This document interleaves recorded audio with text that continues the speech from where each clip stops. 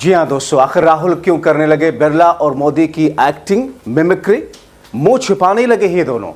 संजय सिंह ने अंधभक्तों के कैसे नोच दिए चेहरे से नकाब। स्वागत है आप सभी का। आप देख रहे हैं द राजनीति का विशेष सेगमेंट खबर और विश्लेषण। मैं हूं जबार खान।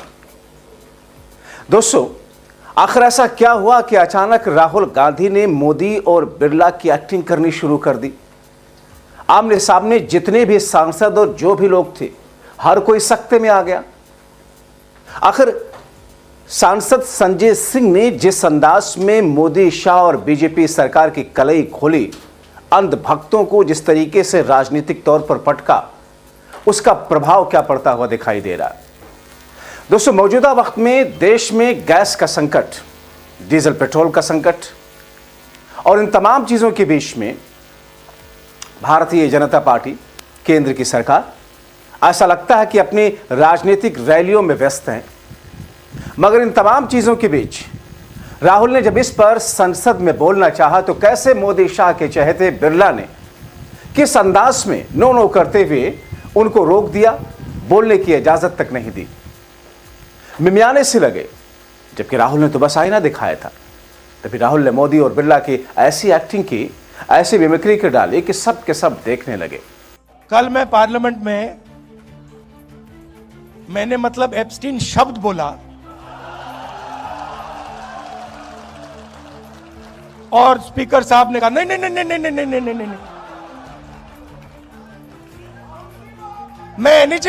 मैंने कहा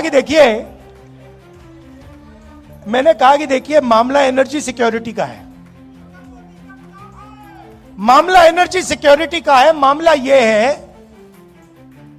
कि गैस सिलेंडर नहीं मिल रहा। हमारी एनर्जी सिक्योरिटी कॉम्प्रोमाइज कर दी गई है। आज अमेरिका कहेगा कि अगर हम रूस से गैस तेल खरीद सकते हैं, अमेरिका कहेगा अगर हम ईरान से, इराक से, किसी और से खरीद सकते हैं, मतलब एनर्जी सिक्योरिटी कॉम्प्रोमाइज हो गई। उसके बाद मैंने बोला क्यों हुई, और मैंने कहा ये जो हरदीपपुरी बैठा है, ये जिसको आपने ऑयल मिनिस्टर बनाया, ब्यूरोक्रेसी से उठा के ऑयल मिनिस्टर बना दिया, ये पहला कॉम्प्रोमाइज है।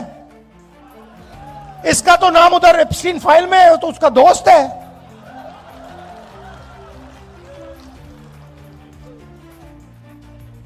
इसकी बेटी के कंपनी में जॉर्ज सोरोस का पैसा गया है। तो जैसे ही मैंने कॉम्प्रोमाइज शब्द का प्रयोग किया, स्पीकर कहते नहीं भैया, नहीं, कॉम्प्रोमाइज शब्द नहीं बोल सकते। I have figured the puzzle out. And the puzzle is about compromise. We have a gentleman sitting here who is the oil minister. He himself has said that he is a friend of Mr. Epstein. Oh. Sir, I'm talking about oil security, sir. Sir, I'm talking about oil I'm talking about economic security, sir. Sir, here I have a document which shows that his daughter has received money from George Soros. माननीय सदस्य, आपने जो notice दिया है, उस notice में बोलिए। आप नोटिस में बोलिए। माननीय सदस्य, आप प्रतिपक्ष के नेता हैं।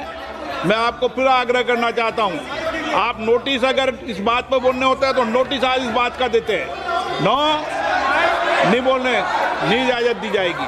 दोस्तों, जो बात राहुल गांधी को मोदी और शाह और सरकार पर और उनकी नीतियों पर बिरला संसद में राहुल गांधी या विपक्षी पार्टियों को बोलने नहीं देते, उसे राहुल गांधी संसद के बाहर बोल करके या मीडिया में बोल करके किस तरीके से मोदी, शाह को आईना दिखाते हैं, आपने कई मौकों पर देखा।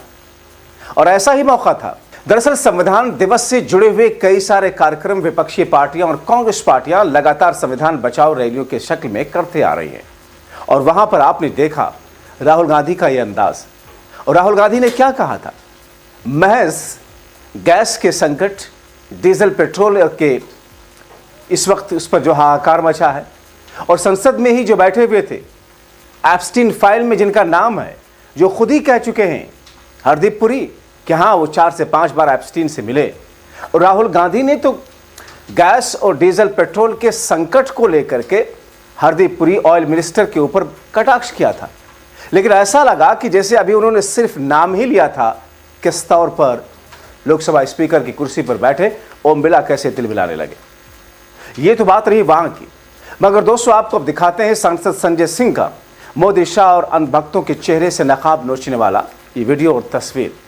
क्योंकि दोस्तों आप सोचिए, कल्पना कीजिए, अब से करीब 1 से 2 महीने पहले बांग्लादेश को लेकर के किस तौर पर भारत के अंदर भारतीय जनता पार्टी अंधभक्तों की टीम ने इस तौर पर हाय तौबा मचाया कि बांग्लादेश के खिलाड़ी मुस्तफिज रहमान को आईपीएल में खिलाने पर किस तरीके से सरकार को झुका दिया, किस अंदाज में बीसीसीआई को झुकाया।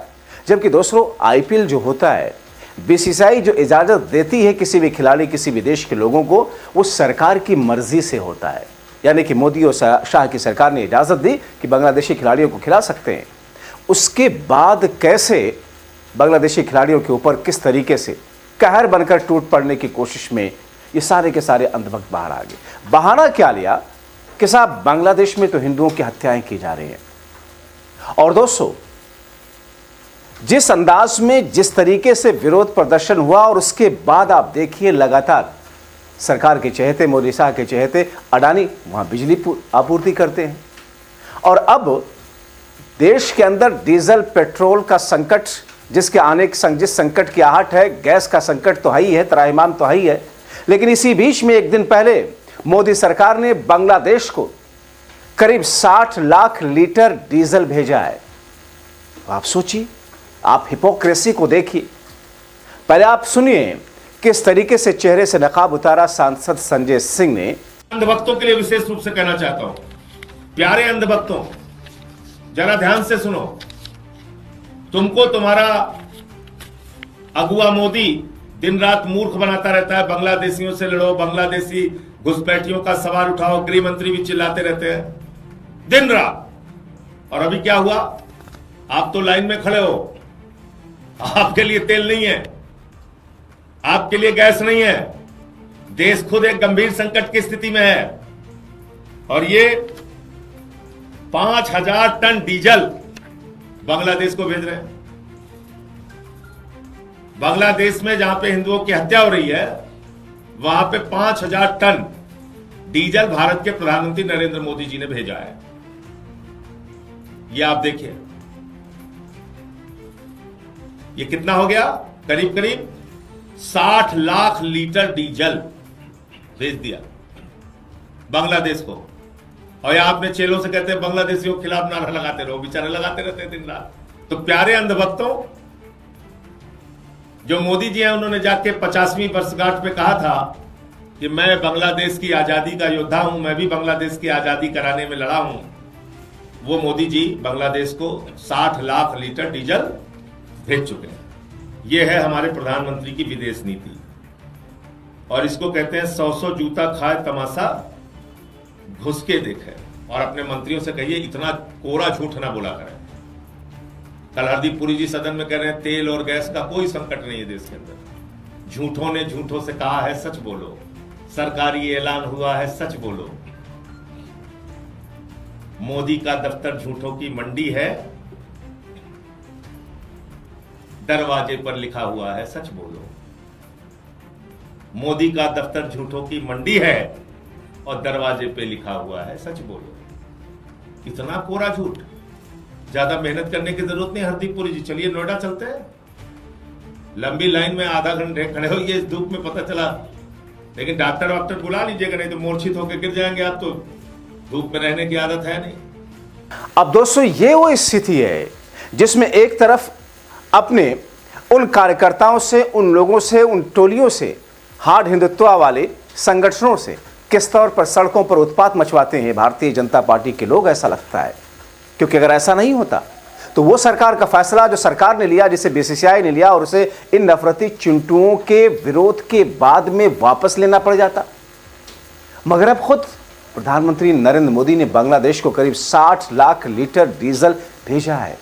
उस बांग्लादेश को, जो बांग्लादेश जहां पर हिंदुओं की हत्याओं की बात की जाती है, जिस बांग्लादेश में किस तौर पर स्थिति है भारतीय लोगों की, यह हिपोक्रेसी तो नहीं तो और क्या है। और इसीलिए जैसे ही ओम बिरला ने, राहुल गांधी ने बोलना शुरू किया, ओम बिरला ने उनको रोक दिया। आप तय कीजिए कि किस तौर पर मोदी शाह ये कहते हैं कि साहब ये तो एक कोविड जैसी आहट है, ये संकट कोविड जैसा, हम इससे पार पा लेंगे, मगर आपकी नीतियां, आपके गलत कदम कौन जवाब दे होगा।